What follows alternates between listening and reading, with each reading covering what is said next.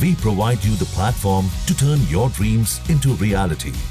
Give wings to your aspirations with KR Mangalam University.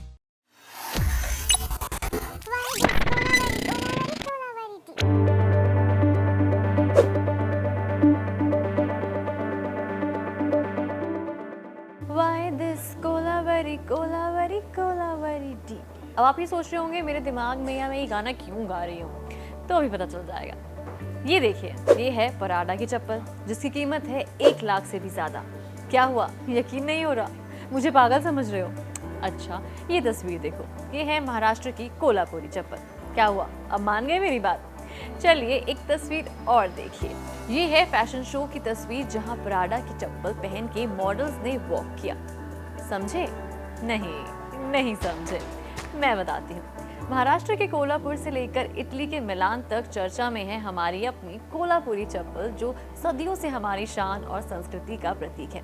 अब एक बड़े विवाद में ये फंस गई है, लेकिन क्यों, वो जानने के लिए वीडियो एंड तक जरूर देखें।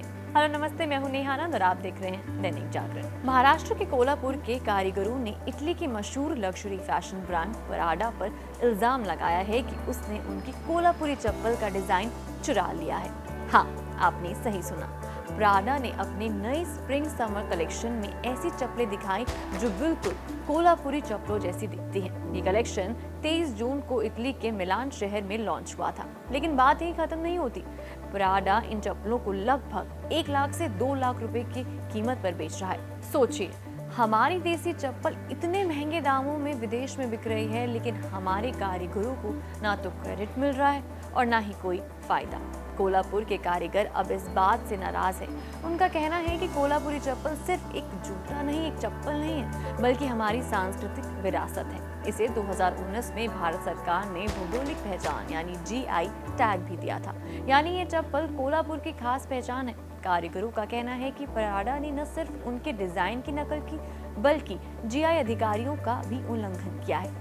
इस मामले को लेकर कोल्हापुर के कारीगरों ने बीजेपी के राज्यसभा सांसद धनंजय महाडिक के नेतृत्व में गुरुवार यानी 26 जून को महाराष्ट्र के मुख्यमंत्री देवेंद्र फडणवीस से मुलाकात की। उन्होंने एक ज्ञापन सौंपकर मांग की है कि इस मामले में तुरंत कार्रवाई हो। कारीगर चाहते हैं कि पराडा उनकी चप्पल को कोल्हापुरी नाम दे और स्थानीय कारीगरों को इसका फायदा मिले। धनंजय महाडिक कहते हैं, अगर पराडा हमें ऑर्डर दे तो हम उनके लिए चप्पलें बना सकते हैं। इससे हमारा कोल्हापुरी ब्रांड दुनिया भर में मशहूर होगा और कारीगरों को कमाई के साथ साथ सम्मान भी मिलेगा। आपको जान के हैरानी होगी कि कोल्हापुरी चप्पल कोई साधारण चप्पल नहीं है। ये 12वीं शताब्दी से बन रही है और इसका ब्रांडेड लेदर डिजाइन इसे सबसे खास बनाता है। कोल्हापुर, सांगली, सतारा और सोलापुर के कारीगर इसे पूरी मेहनत और प्यार से हाथ से बनाते हैं। ये चप्पल न सिर्फ आरामदायक है, बल्कि हमारी संस्कृति का गौरव भी है। लेकिन अब पराडा की इस हरकत से कारीगरों को लग रहा है कि उनकी मेहनत और विरासत को कोई और लूट रहा है। इसीलिए कारीगरों ने फैसला किया है कि वो इस मामले को हाई कोर्ट में ले जाएंगे और एक जनहित याचिका दायर करेंगे। साथ ही धनंजय महाडिक ने केंद्रीय मंत्री पीयूष गोयल से मिलने का समय भी मांगा है, ताकि इस मुद्दे को केंद्र सरकार तक पहुंचाया जा सके। कारीगरों की मांग है कि पराडा कोल्हापुरी चप्पल का सम्मान करे और अगर वो इसका इस्तेमाल करना चाहते हैं तो कोल्हापुर के कारीगरों को ऑर्डर दे। इससे न सिर्फ हमारी चप्पल दुनिया भर में मशहूर होगी, बल्कि स्थानीय कारीगरों को भी रोजगार और पहचान मिलेगी। वहीं सोशल मीडिया पर इतना ज्यादा ट्रोल होने के बाद पराडा की तरफ से एक स्टेटमेंट आई है। उन्होंने कहा है कि हम स्वीकार करते हैं कि हाल ही में प्राडा मेंस 2026 फैशन शो में दिखाए गए सैंडल सदियों पुरानी विरासत के साथ पारंपरिक भारतीय हस्त निर्मित जूतों से प्रेरित हैं। हम इस तरह की भारतीय शिल्प कौशल के सांस्कृतिक महत्व को गहराई से पहचानते हैं।